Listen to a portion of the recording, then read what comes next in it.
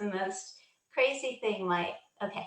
I learned that I can just take the video from Facebook itself. I don't have to record it. It will just. Oh, okay. I don't see a slide yet. I do. You do? I learned that I can just take the video from. Okay, someone's got to mute it. I don't have to record it. It will. Oh, okay. All right. I don't see a slide. I think it's. I learned that I can just take the video from. We're going to do this for a while. Brandon, we're professionals here, as you can tell. It's all good. Takes a village. We're going to do this for a while. Okay. Brandon, we're professionals here, as you can tell. Wait, It's all good. Okay. Takes a village. Okay, we did it. Oh no. Now who's? Brandon, we're professionals here, as you can tell. Wait. It's all good. Christy, do you want to mute for a second? Is that you? Who's there? Okay, we did it. Is it me?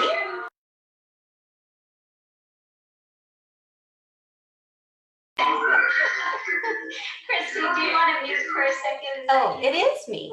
Oh. Okay, we did it.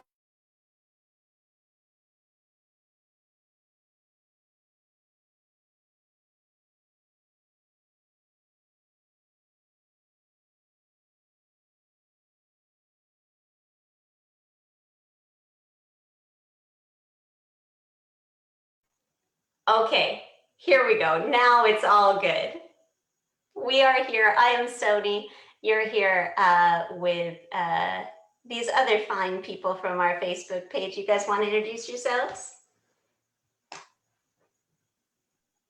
Oh, you gotta unmute there.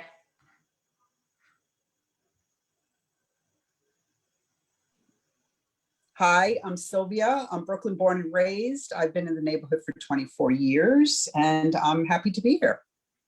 Christy? Hi, I'm Christy. I've been in Park Slope about 18 years now, and love the neighborhood and excited to hear from this candidate tonight. Cool. And we are joined by Brandon West, who is running for council. Brandon, I understand you worked in the Mayor's Office of Management and Budget, also in the City Council Finance Division on the committees of Education, Transportation, and Contracts. That doesn't sound all that exciting, but maybe you can help us understand a little bit about what you did in those capacities and how that's informing your candidacy currently. Totally. Well, thank you so much for the opportunity. So my background, I did spend a little bit of time working for the city. Well, first off, Brandon West, running for City Council District 39. So I've been living on the corner of 5th and Bergen for about 12 years now. And recently just said I had to move. My landlord sold the building, so I'm renting. So I had to find a sublease. So I'm still on the block because I really love my block. And my background really is actually as a voting rights organizer. So that's what I knew I wanted to do since I was a kid. I cared about democracy. I was watching C-SPAN as a kid and wanted to know how to build power for people in communities of color, in particular about how they can be better brought up in our democracy.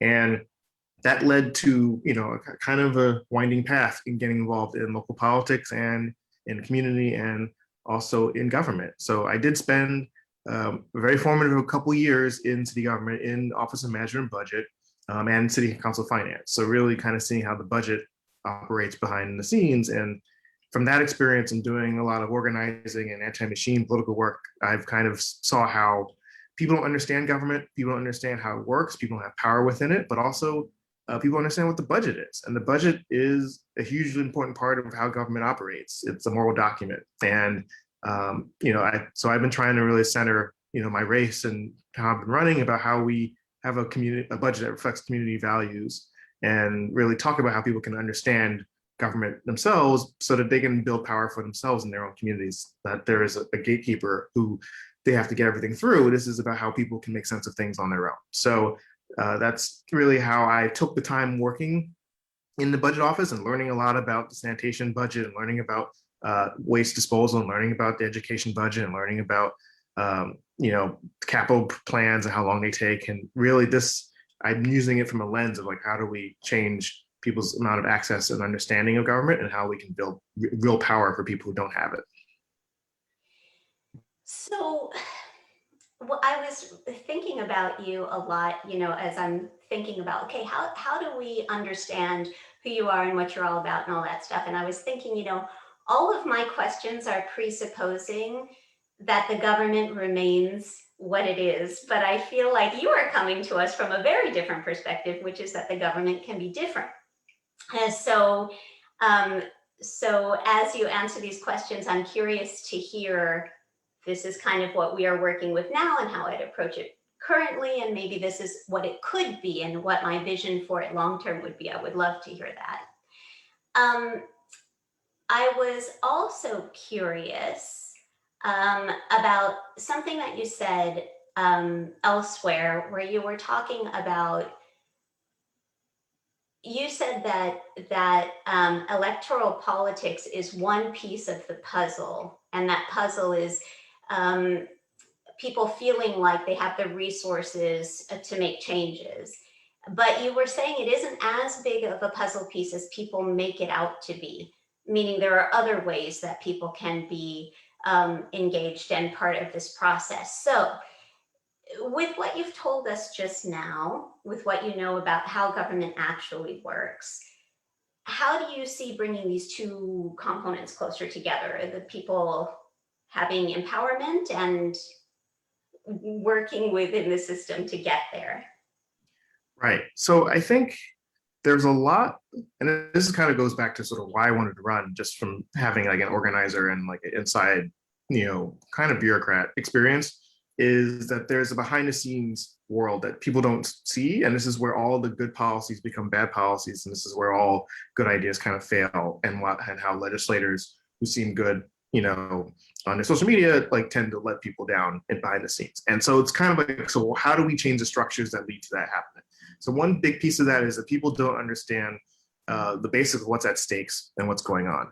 And I feel it's kind of crazy because, after a sporting event, like 10 minutes after the game's over, there'll be someone with like a 10, 15-minute synopsis of the game will be already online. It'll be on YouTube. It'll be accessible to people. People will be sharing it or something like that.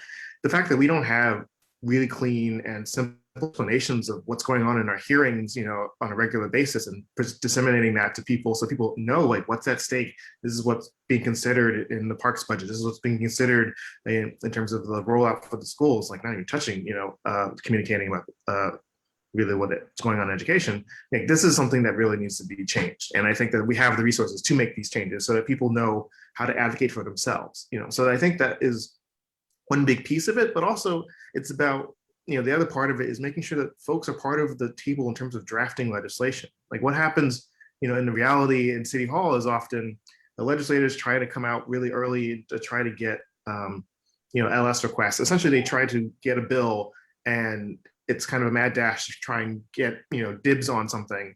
And then they're already moving it forward without even bringing in the folks impacted by it. And sometimes they'll bring in labor unions, but they won't bring in rank and file folks, or people in the community who are directly impacted by it. And then if it gets hard, they just drop it and they let it go. And even if everything goes right, then the speaker has veto power over if it even gets to vote overall. And these are just processes that lead to things you would normally expect to happen not happening. And I think a big part of this is making sure that, hey, most impacted folks need to be at the very beginning, drafting and helping design the legislations that we're passing. And that needs to be carried through the whole process. And I think some of that is challenging because of political will, because a lot of times, folks have access to power, particularly industries like developers who've had a lot of access in the city for a long time, folks who, like getting the access that they have. Anything that changes the dynamic is hard, because they're going to push back for that. If there's money to be made off of it, then they're going to want to make sure they keep getting, that profit. And I think we have a city that makes profit for people, but doesn't protect people in time of crisis. So really finding ways to center the most impacted and trying to find legislative answers requires that they be part of the the designing of legislation, that they be regularly communicated with, and that they have access on their own to make the case for themselves, as opposed to hoping that a legislator who's juggling their future job interests and other things they want to do, to be the savior for communities. Like we really need to do the work ourselves. And that's kind of how I'm thinking about it. Yeah, so just to follow up on part of what you're saying, I think you're right that a lot of times we as constituents don't know everything that's going on with our representatives. And, you get a mailer like once a quarter from your state senator or from your rep, and you get a nice rundown. But other than that, it does feel kind of mysterious. So how would you connect with the constituents? How would you communicate to us what's going on and how we can be helpful in getting your goals accomplished? Totally. So there's a couple different buckets. So first off, it matters what committee that I would be chair of, because everyone gets to chair at least one committee. And, you set the conversation in terms of that chair, in terms of what gets talked, what the hearing schedule, what comes up every month. And so you get to set the tone in terms of how we're talking about issues in that committee. So there's a lot of latitude in that. And I think bringing in communities, make sure everyone in the district knows that this is the committee that I have the most say on, and talking to folks impacted by that as much as possible. So if I'm in the education committee, then I have a lot of folks that I need to be talking to regularly in the district about what's important, what's irrelevant in that context. But if it's something a little less known, maybe like sanitation, there's still folks you need to bring in the conversation, because we've seen a complete shift in how our waste pickup has gone in the last year or so. And I think that make sure is directly talking to folks, knocking doors, giving out flyers and being like, hey, we're going to have a hearing on this, we could love your feedback or your input, or we're having a committee who's working on these ideas, we would love your input. If you're a small business owner, what's your thoughts on this? So that's one way. But the other way is we should be doing at a minimum monthly neighborhood assemblies. And that's something that I commit to do as in council, which would be directly related to different parts of the community, and in particular, marginalized communities within those areas. So there's communities on top of communities I see in this district.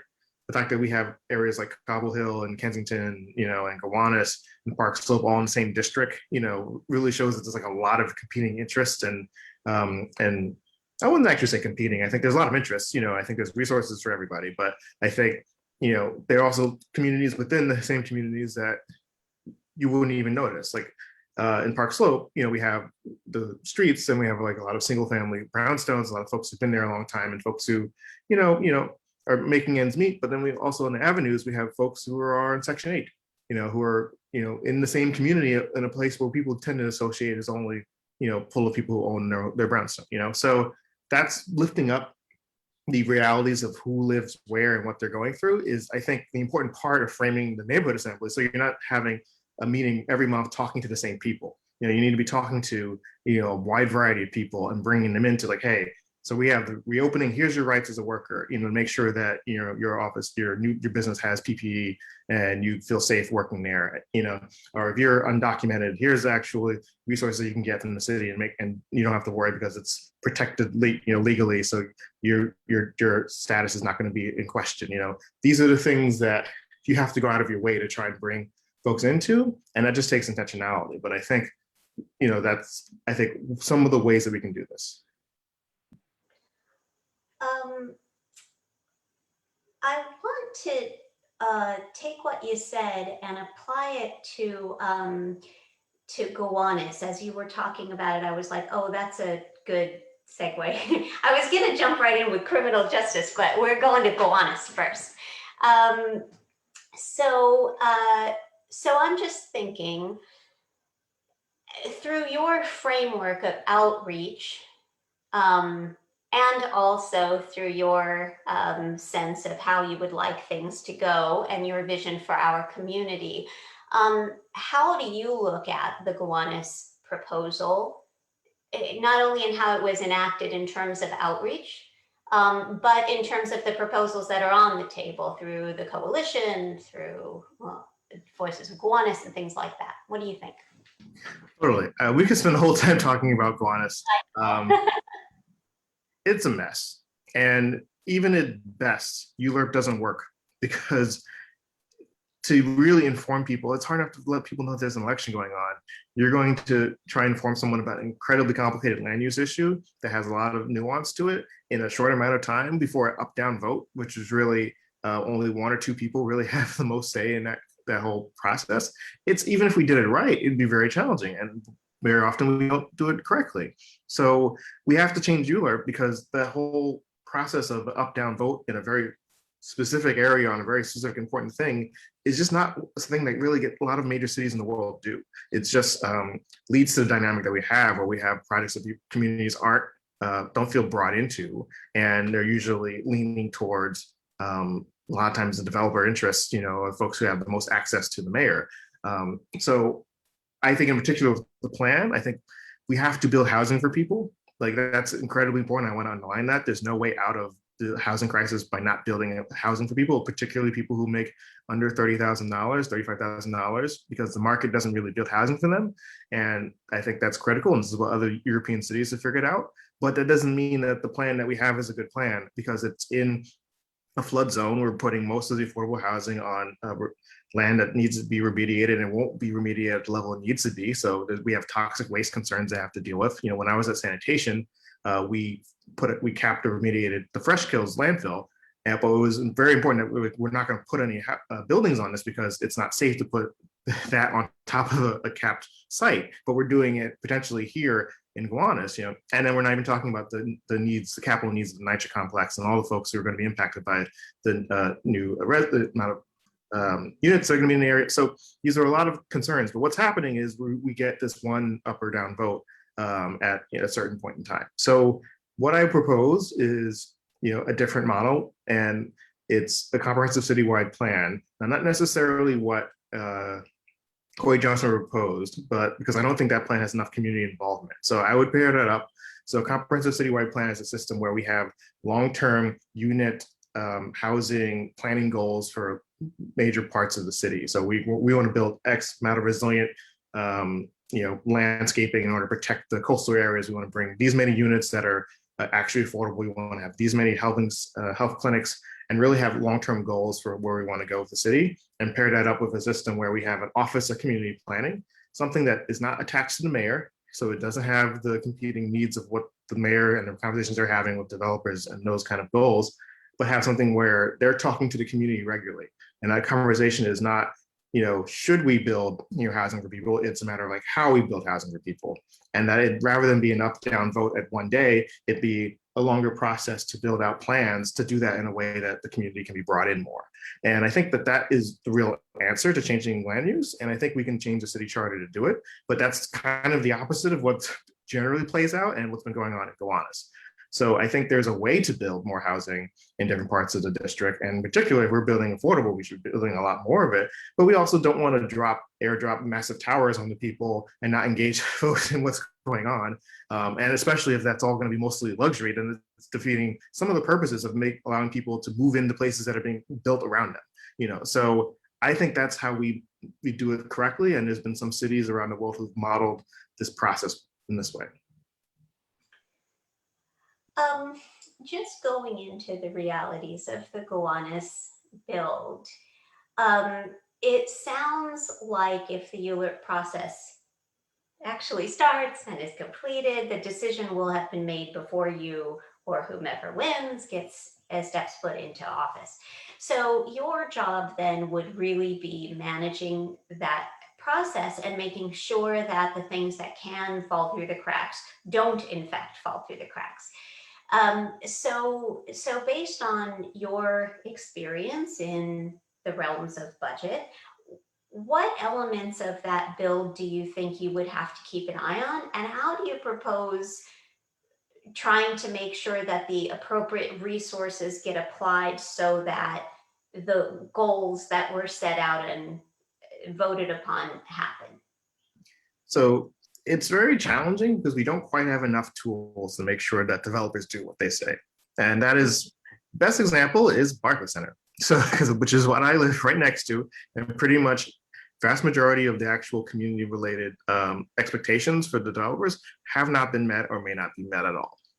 So that's I think a reality check in terms of like, we don't have a lot of resources to force them because we can sue. That's usually very challenging and takes a lot of time, and it's hard to, sometimes you don't win on that fight. So what we need to do, depending, assuming that it passes, is we need to make sure that the NYCHA complex gets the capital needs. So that's still being negotiated, and it should have been decided a long time ago because there's very clear capital needs for those folks. So that's step one, making sure that that happens and that it gets delivered. And that might involve some interaction with the state. Another part is CSOs, so because folks know in Nuwana's, when it rains, waste goes into the canal, and some places waste goes up into their apartments. This is something where the infrastructure has just not been built yet, and we have to, there's Department of Environmental Protection, some folks have coming to say that it's possible to meet the needs of the rezoning based on some infrastructure that needs to be built. That just has to be built, and it has to be built on time, which I think is the also reality. Is there's so many parts to this that some parts may lag, and if other parts lag but the housing's getting built, then we're in a situation where we need to catch up to what's already happening. So I think that's a real possibility, and we need to make sure that that doesn't happen. And then also we have to deal with the public place or the city-owned site. And the plan is to have a small park, a school, and a lot of affordable housing at that site. I think we have to be incredibly careful about assuming that it goes through, about making sure that we're monitoring the site really closely to make sure that if there is some gases or other things that are lower than where I think they're going to stop the remediation work starts to come up, that we can flag that and be able to deal with that. In reality, we should be removing all of it, but I just recently saw from Voice Iguanas, a group that I've been interacting with, that there are some waste on the other side of the canal at the site. So that means it's pretty deep, and it's going to be really challenging to make sure that that doesn't start to come up over a couple of years. So I think, especially if there's a school there, so we have to be very close in monitoring the site and making sure that that's being included in the plan. And then, if we have independent folks who are engaged in that we get the right information, and then we're pushing the developers to follow through in doing what's necessary in order to keep people safe. So that I think is very much needed. But also I think we need to develop a stronger plan on building natural resilience for both this district and the 38th, because this is where the flooding will happen in the next few decades. And they're talking about doing this in Manhattan. I think we need to start thinking about how we can do that in this part of Brooklyn too. Alleviating the flooding, that makes sense. And when you think about affordable housing in the neighborhood, outside of Gowanus now, like just as you think of development going forward, because I'm not sure we especially nailed 4th Avenue particularly well. I think that was kind of a lost opportunity. But as you see it going forward, how would you approach that affordable housing at other sites? Great. So I think we need an alternative to mandatory inclusionary housing. So even though there isn't actually a ton of mandatory inclusionary housing, it does get used from time to time. It got used in the I think Coney Island, the site, the church over there that sold its site. So it's being used there. So it does get used often. And so essentially mandatory inclusionary housing is this model where we change the zoning of a site and we upzone it by building more density by making sure that like usually around 30% or less is affordable based on the AMI calculation. And what we have in other places in the world where they have models that are more 40-40-20, where you have 40% deeply affordable, 40% middle income affordable, and 20% market, which is luxury. And that's what developers are fine and happy to be a part of and build in those places. And we're not going to get there tomorrow. We can't snap our fingers and have developers be like immediately happy with that, but we have to move towards something like that because the models to build affordable housing just don't build enough of it. And that I think is the major problem. So I believe we need to start to build an alternative to MIH and really try and find a way to get that created, either through passing legislation to do something that is a bit more mixed, and because there's this wall between the affordable and non-affordable part, which has led to developers designing buildings that really they have the pour doors, what they call, which were separate spaces. They weren't intended for the purpose. They've been more focused on the upzoning part and not with like how we build housing for people that people can actually still live in. And so I think that's what we need to really push for. And I feel it's possible. People say that, you know, when Amazon wanted to move into New York, it's like, oh, if we don't give Amazon everything that they want, they'll leave and never want to do business in New York. And what happened right after the Amazon campus failed? They bought a ton of real estate in New York City. So I think that there's got to be a way for us to get something that builds more deeply affordable housing, and that gives us something before we can have what I would love, which is just build more social housing and is just funded really well. What we used to when we had, you know, public housing that looked good and people liked to live in. That, I think, is the long-term goal. We won't get there in 4 years, but I think this is something that we can do in between to get to a better outcome. This is something we talked about with the last candidate we interviewed too, is the developers who commit to devoting a certain amount of their space to affordable housing and then don't do it.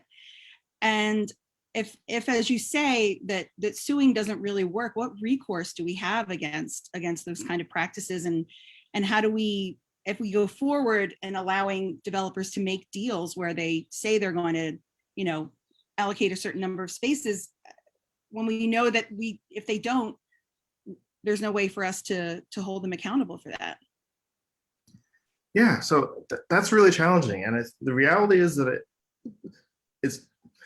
we had a couple decades this whole push away from wanting to have government be involved in a lot of things. So that's why, you know, businesses give their, you know, sanitation to private carters, but, you know, your home goes to, you know, the city. So we saved a lot of money having these independent contractors, you know, deal with waste, but they're less safe, you know, they are less accountable, the pay for their workers is worse. So we have the alternatives as a result of that. What we've created is a model that can, you know, incentivize folks building and developers building, but they're not building in the way we want. They're building in shoddy ways, and then we can't hold them accountable afterwards. The real way to hold things accountable is having it done within the city government, because then there's all these mechanisms that we can require by law that we can't do when we're chasing around developers and making sure they do what we want them to do.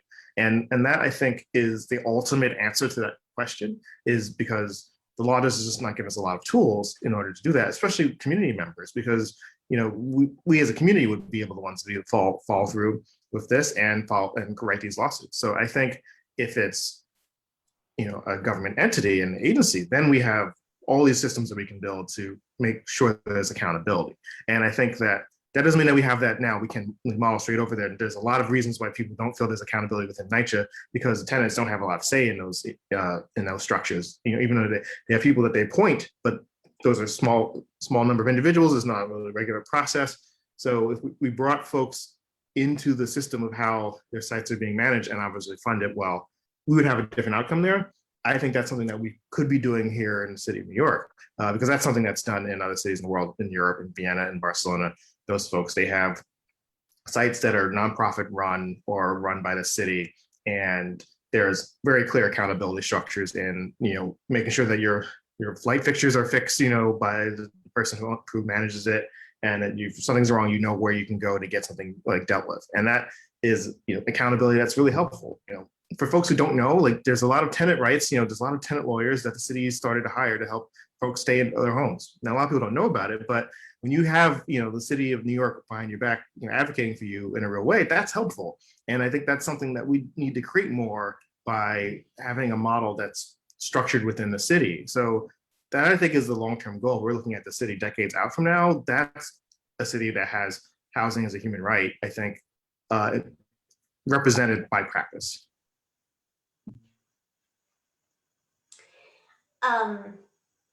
That's a lot of housing talk. I think we should leave it now. I think we should move on to something else. I think we should go on to the very light topic of criminal justice reform. So let's talk about this. I know that one of your top priorities is making a very large budget cut of $3 billion to the NYPD. So walk us through, how would you get a cut? How would that be accomplished? And then what would that version of the NYPD look like? Now, bear in mind, we had a conversation about this on our Facebook page very early on when the $1 billion number was thrown around. And there was some real concern from people who have lived here for a very long time and remember when the neighborhood was very rough, and they attribute the turnaround to policing. So how would you assure people that the city can still be safe, but not so heavily policed? How do you kind of address that, and then walk us through that $3 billion cut and what that would come from? Totally. So what I say for this is, first of all, everyone wants a safe community. That's what everyone wants. That's not a unique thing. And I think we can build that, but I think we build that by funding things that keep people safe. And policing generally is a response to something that's happened or a response to violence. It's not a preventative measure. And we have been underfunding things that are preventative measures, and we've been overfunding police force that has more helicopters than it's had before, and a $40,000 police robot dog, and things that don't make communities safe. Because what makes communities safe is not only that you have regular housing and you're not dealing with other things going on in your life, but also that you have mental health professionals. And where are you going to be interacting in a place where you need mental health professionals? In your schools. We don't have a lot of social workers in schools, but we have a lot of police officers in schools. And I think this is how we build away from this notion that police will keep us safe, because a lot of times the police are just responding to things that are already happening. And if something happens like on a subway platform, the amount of police officers we need to have on every subway platform at all times to make sure that something doesn't happen is completely unrealistic. But the reality is, if we have folks that are seeing things and catching people in different aspects of their life earlier and building more safety and connections and mental health concerns, and having an alternative response team of people who actually know how to deal with people who are having mental health concerns, rather than sending police officers who aren't trained to deal with this over and over again, I think we get a safer city where there's less violence. So $3 billion is a lot of money, but I think we need to build alternatives to policing, and we can't fund that and fund a system which is a hammer that sees everything as a nail, because we always end up relying on that system that we have, that we've funded, and because it's going to keep asking for more and justifying itself. But then we're struggling to find ways to build a restorative justice program in schools, or alternative response team to mental health episodes, or more money for NYC Care so folks can have real healthcare throughout their life, depending on their status. These are things that we're always fighting for in the budget. And I think we can get to that because we have a very expensive team of folks and police officers who go through the subways and essentially harass folks who are homeless. Why are they living in the subways? It's because the shelters are dangerous, because the shelters, there's so few spaces in the shelters. And the shelter system isn't a long-term answer, because really what people need is housing. And if they need a little more support, supportive housing, because that is the best way to make sure that people stay in homes and feel supported. So we're not funding that, but we're funding a team of people to go and essentially push people out from places where they're trying to be because they don't feel safe in the shelters. So this is what I think the alternative to policing means, because we're funding the things that we know that work, that we have in other places in the country even already, that we need in New York City, or even things that we've just underfunded over the years. And when de Blasio started, the city budget was around $74 billion. Now the city budget is almost $100 billion. So we are finding ways to fund things, but we're not funding things that keep neglected communities whole. And I think that's the alternative to policing that we can create more. Because if we want to deal with domestic partner abuse, we can find programs and target that and really put money into these things. But the policing is not solving that problem. They're usually responding to it, and from people who work in those fields can say not responding well to that problem. So I think that this is what we mean when we say moving funding from policing to social services and communities, because these programs that we are struggling to fund and make advocate for are really the things that make our community safe. And we're seeing in the last year, a very challenging time that has led to a lot of more violence, and that is real, and we should name that. But responding to how we were dealing with things before doesn't solve the long-term problems and doesn't keep our community and other communities in the city safe, I believe. Just as a follow-up to that, so because I don't know, I don't know all the ins and outs of local government on this level. What as a city councilor, do you advocate for funding for the programs that head these problems off, or like how do you? Because it doesn't look likely that we're gonna have a mayor who's super, in favor of defunding. So at a different level, how do we divert funds? I mean, is that what you do at the city council level? Is you try and divert money away to other things that head off these problems in the first place? Right. Well, first off, I will say the mayor race is still open. So I would not give up on, if you believe in these things, to vote for someone who does. And unfortunately, there are not a lot of folks who are running who are really talking about it in this way. But that's one. But two, I would say yes. So when the budget process happens, you have the mayor is mostly talking to the speaker and then the budget negotiating team. And I've been on those meetings, and that's kind of where the sausage gets made in terms of the folks in council who are working with the speaker on what budget priorities are going to be included in the budget. And they have to come to agreement, because if they don't come to agreement, then the state comes in, which is not a great outcome. But this is where the conversation is about, hey, we need to have funding for a robust alternative response team to 911 calls for mental health issues. They can make that, a line and have that be very important in negotiation. That's something that they can create within the city budget, and council can say that we're not going to vote for it if it doesn't include that. And that is the kind of thing that I believe starts to piece away the structure of policing, the carceral system that we have right now, that sends people, pushes kids, to getting arrested, and pushes towards incarceration system rather than pushing towards a system of care that I think will give us better outcomes for everyone. So that council can do that. But the last council didn't do that because the last council essentially wasn't really committed to this idea, despite the fact that we all were marching and talking about it, sending emails that like, hey, we need to center other marginalized communities more in a way that we haven't. So that the budget process is very important, but this is again a thing that happened behind the scenes and no one really knows about, that really council members have to really engage with people in the community about, on the pieces of the programs that we can make sure are in the budget, then we vote for, so that we get a city the following year that starts to make these things real. And then that's where the follow-up happens with the committee hearings, to make sure that, hey, this thing gets off the ground in one piece and is actually doing what it's supposed to be doing. And that is the role of council, to be very much the eyes and ears of how the city government's operating. So that I think is possible. It is a big thing. The budget is a big thing that we can do. And I think we can create a city we want that's better by focusing on the programs and the specific things that will do that. And I think that this is, that's one example of something that we can do that I think will lead to better community safety. So if I could just step into shelters and the homeless population also, only because something that you said in this capacity made me think of it, that the Department of Social Services had that $98.6 billion spending proposal, right? And there was criticism that one of the biggest problems was that there still isn't enough rental subsidy. That wasn't going to fall under this umbrella, and that's a big problem.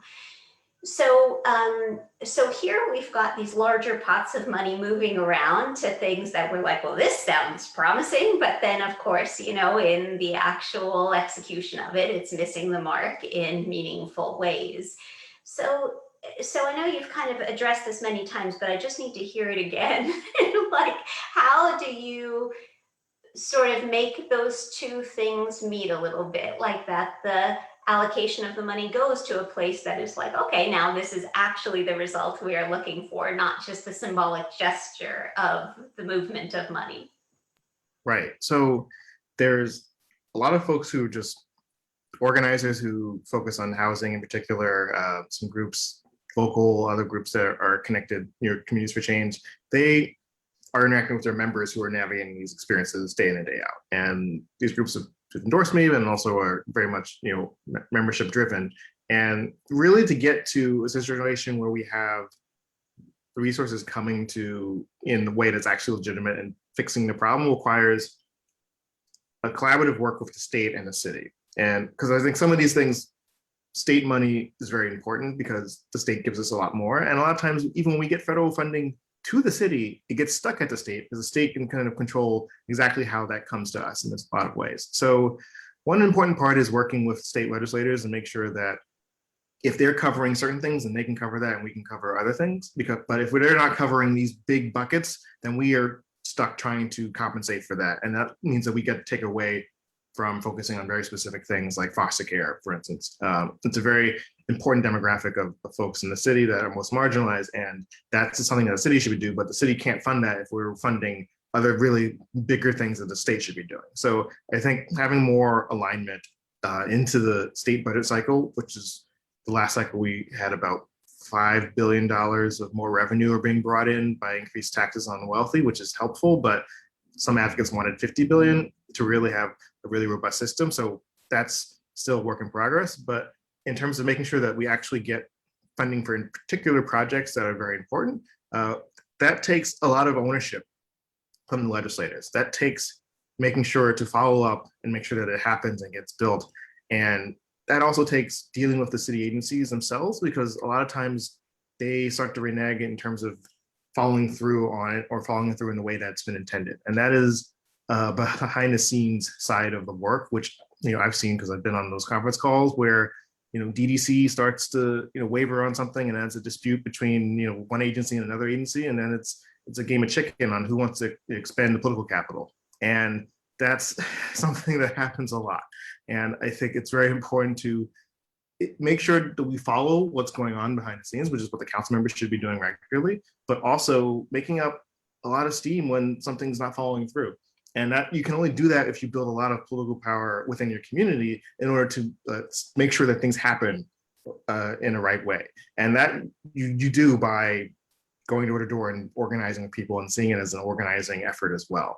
Because a lot of times it's something passes or something gets put in the budget, but you're going to spend years to make sure that's done correctly and make years that it actually goes to where it is and that they're managing it well. And that takes a lot of ownership and regular keeping up with it.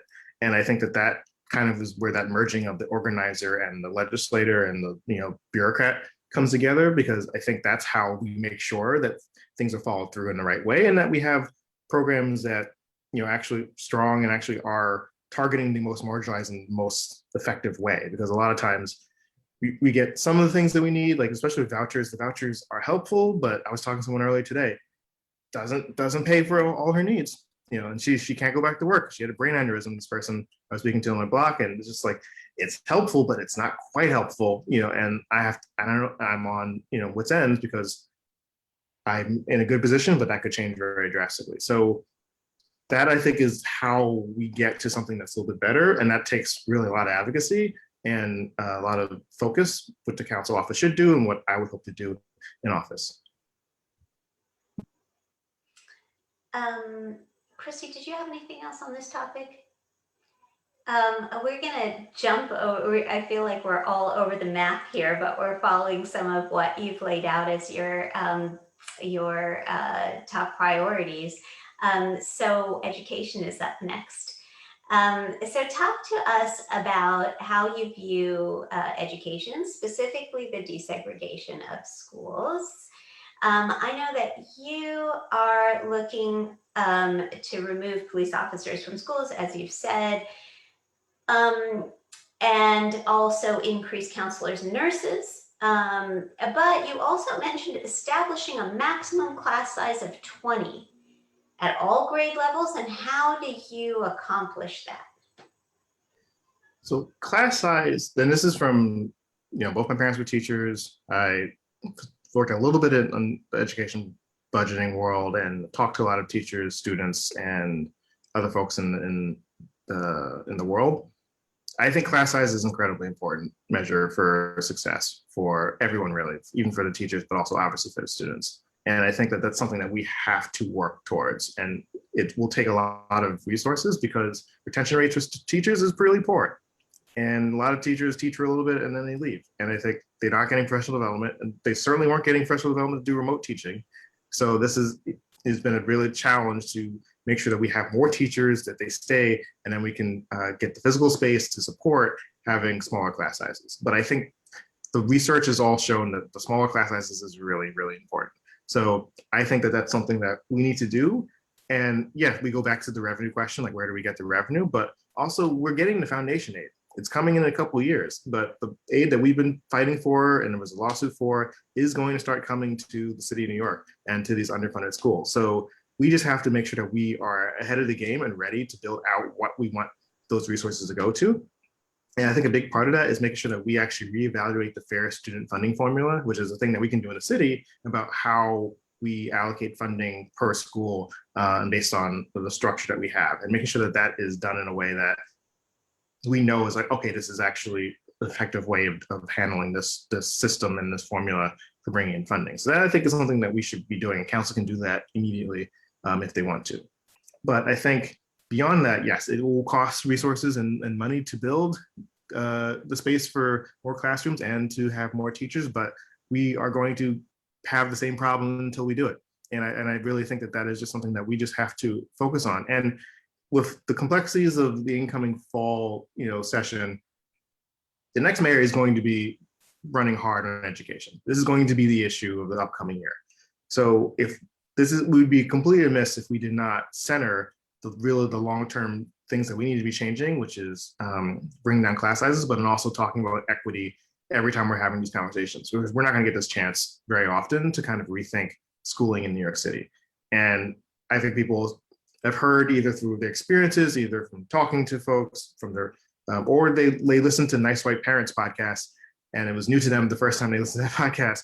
There is energy around talking about equity and desegregating schools now that there hasn't been before. So I think that this needs to be paired up with the real strong focus of bringing down class sizes and moving away from screenings and testings to building a system where we have really strong schools throughout our city, as opposed to having some strong schools and a lot of weak schools. So talking about equity, which of course there is a lot of inequity in just the school buildings themselves. So just setting that aside for the time being and looking at the schools and the desegregation plan here in D15 at the middle school level. What do you think about expanding that to the elementary school level in the way that it is somewhat being proposed now? I mean, it's sort of in a discussion phase, a little dense, but how do you feel about that? And then what would you be advocating for in terms of our high school admissions policies? Great. So first answer, yes, I think we do need to consider that for outside of just the middle schools. I think that we have some, just because of how segregated our geography is, some of the most segregated school districts as a result of this, but it doesn't mean that we move some folks really far in order to go to better schools. Families want the school next door to them to be strong and be really good. Like that's something that folks want. That's what folks in Red Hook want, and so this is something that, we have to really center and focus on and make sure to do. So I think that there is a funding question that goes in tandem with that. It's not just moving students around, it's about what actually the schools themselves are getting and the resources that are being set up there. But in terms of, the larger question in terms of testing, I think over-reliance on testing is the way that we instill inequity in our education system. And even when we do it correctly, we still bring in those, we bring in inequity into the system regardless. There's no way to kind of get away from that. And there's even a lot of different ways that, let's say we were going to use, we'll use attendance and a test score. But, there's folks who, as I said, who are foster students or folks who, have to work part-time in their parents' business, regardless of anything that they've been able to do, it'll be harder for them and they're going to be penalized by that system, and that's by and large people of color and by and large people who are lower income. And so we have to really reckon with the reality that unless we create a system that is resourced really well throughout the whole system, we're going to be privileging some folks over others. And that doesn't mean that if you're a parent and you want to have the best school for your children, that you're a villain. That's not what this is about either, but I think it's about realizing that we have to put our money where our mouth is if we want to have a city that treats all students equally and funds all schools equally. And I think the testing system does instill those inequities, because if not, then we would have all our gifted talent programs would be representative of demographics of the city, and they clearly aren't. So we're doing something wrong. So I think that it's important that we have this conversation and be really frank that we have to gradually move away from it. Now, I'm not advocating that we, do something like this is kind of what the mayor does. The mayor identifies a problem, provides a relatively cursory response to it, and then assumes, okay, we solved the problem. We solved segregation in schools, by doing this one thing. And it's like, no, there's so many other things that are attached to this that need to be done also. Otherwise, this is a very performative thing. So I think we need to create a system where high stakes testing and the testing in general is not as important part of it, and that all our schools are really well supported and resourced. That is the goal. And we have to keep that guiding star in how we talk about this. But yeah, will that take a long time to get to? Absolutely. But I think there's some smaller steps that we can do, which I think we can start to do with the foundation aid that's coming in the next 2 to 3 years. And I think so the question is like building the roadmap for that, doing what we can do in the elementary schools, and then having a larger conversation of like, all right, are we going to need a massive investment in capital infrastructure? Or how can we spend the next few years building that up and getting the revenue for that at the state level so that we can do this and really change schools in New York City in a generation? And then we can hopefully get to a point where we can say like, yes, the schools systems are much more equitable than they are before. So it's, again, one of the hardest policy issues, period. But I think it's still important to talk about it in this way.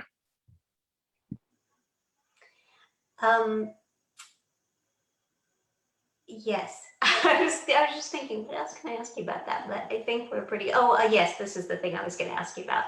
I was going to ask you, so regarding the redistricting in the northern part of our school district for the elementary school kids, would you support it? Would you support it going forward? Would you need some time to sit with that plan? What do you think?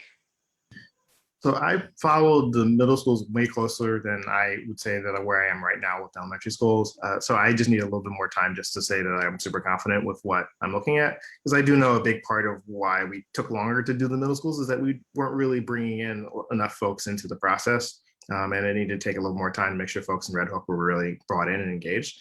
So I don't want to jump the gun and do the same mistake again. So I will say that like I do need just a little bit more time. I'm kind of busy trying to focus on a lot of things. And even though I would just sit with the policy and read this, my campaign team would get mad at me because I need to do all the other stuff to run. So I would definitely want to continue to kind of work with that and look at it and talk to a lot of folks in the community about it. But I think we need to, in some ways, take the Band-Aid off and just like really have the frank, challenging conversations. And I think it's shown that we were really afraid about the middle schools, but by and large, I think we got it right. And it took longer, but I think this is something that we should lean into more than not lean into.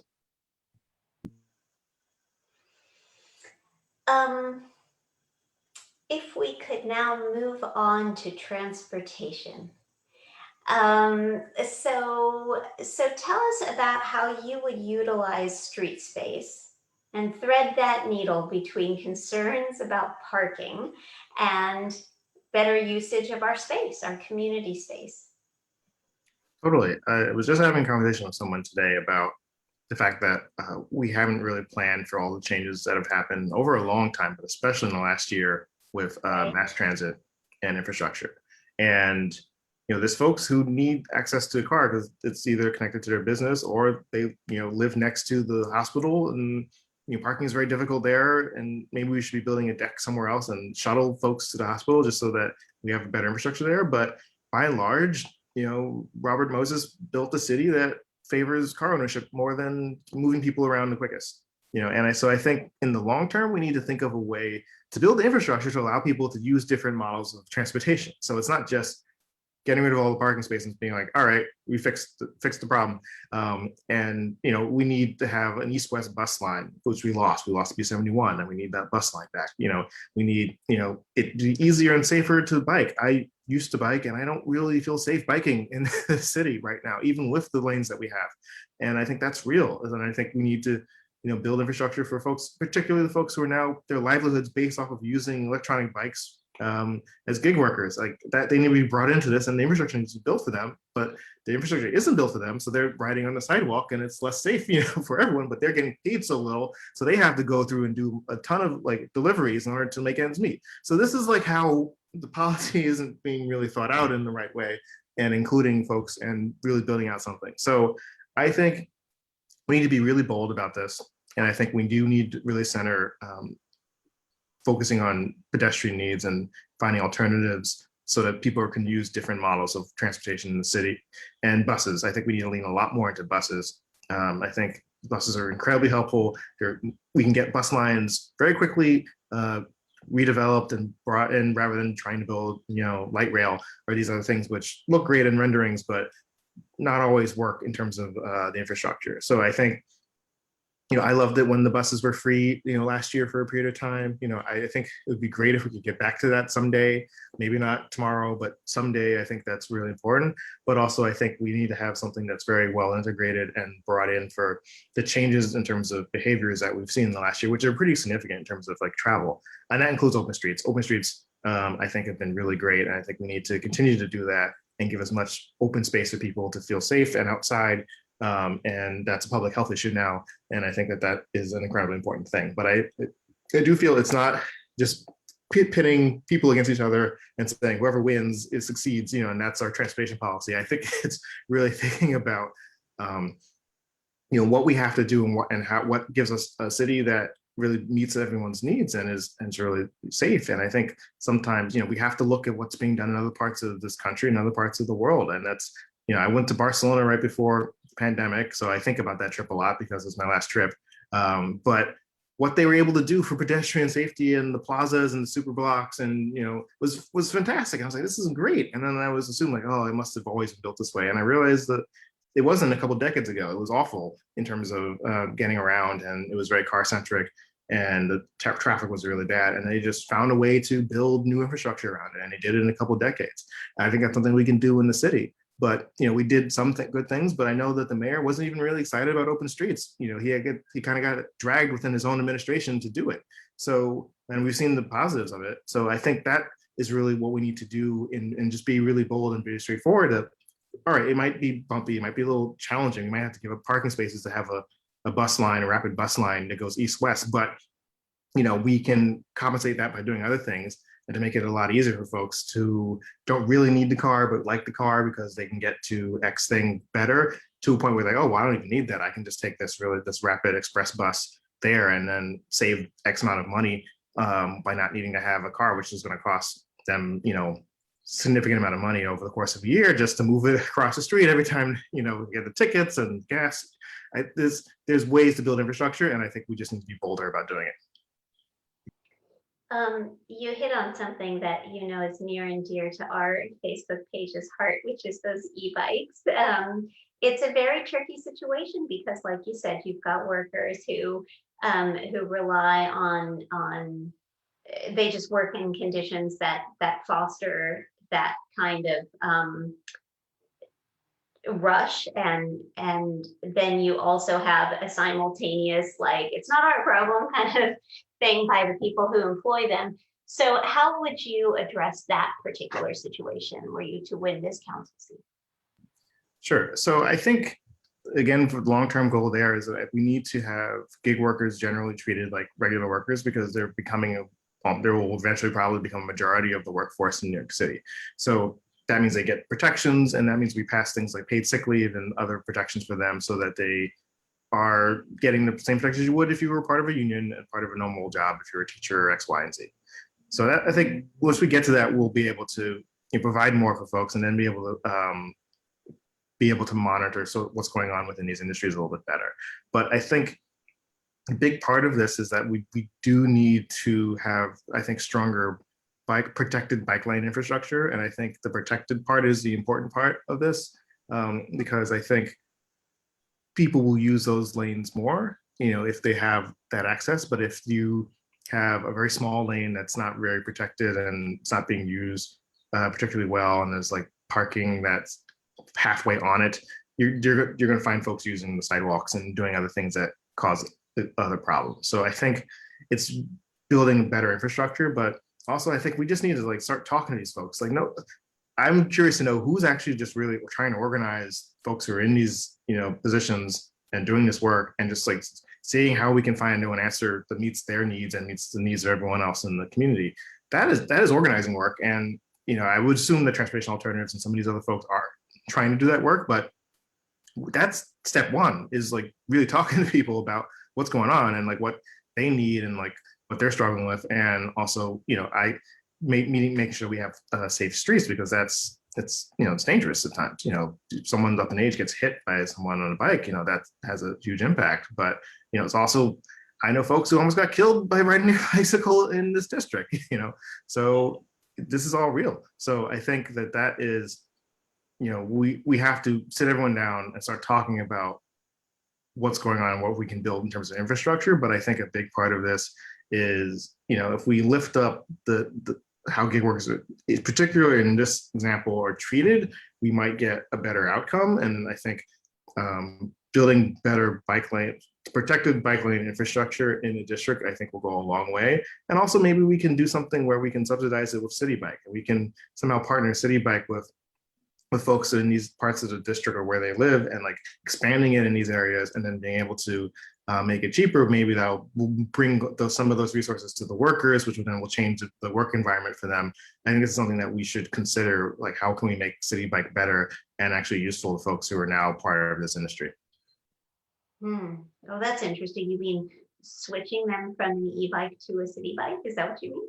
Possibly. I mean, it's something we should consider. I mean, I haven't just figured out this plan just yet, but I think this is something that I'm thinking about, because I think people talk about like, why can't we expand Citybike? And it's like, well, maybe we can do more here. Maybe we can really talk with these folks and see if we can create something that's maybe a little better, and maybe it'll make ease some pain and strain off of this new, this industry, this new set of folks who are working in this community and are like, obviously struggling a little bit.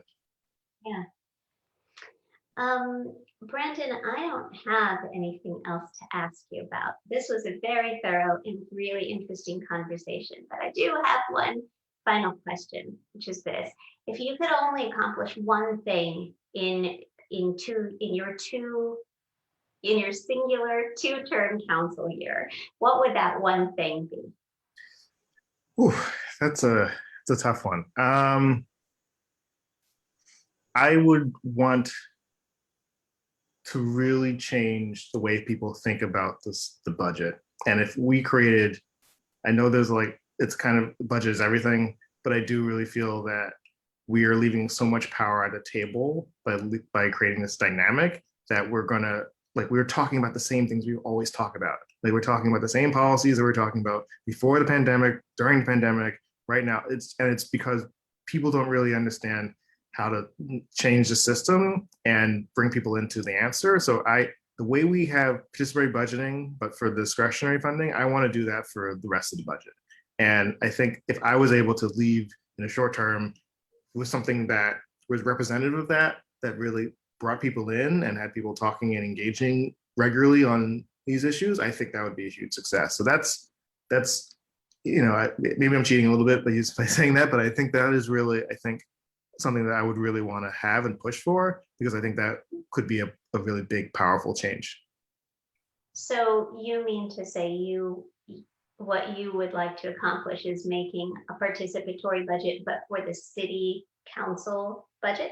Right, like a people's budget, and how that reflects the district, like in District 39, and like what that means and ways to plug into that throughout the year, not just something that happens last week of the negotiations, something that is like really lived and felt throughout the district throughout the year.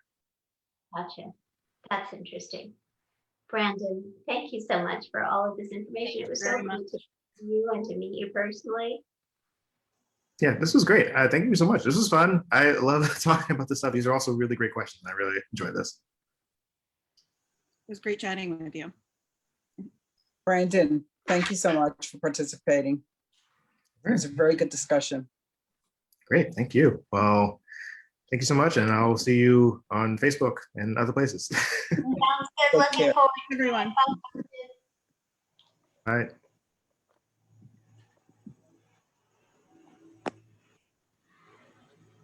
All right, Park Slope, that's it. We did it. That's our second Meet the Council candidate. We're going to be back here tomorrow night with Shahana Hanif. Looking forward to that one. See you guys soon. Thanks so much.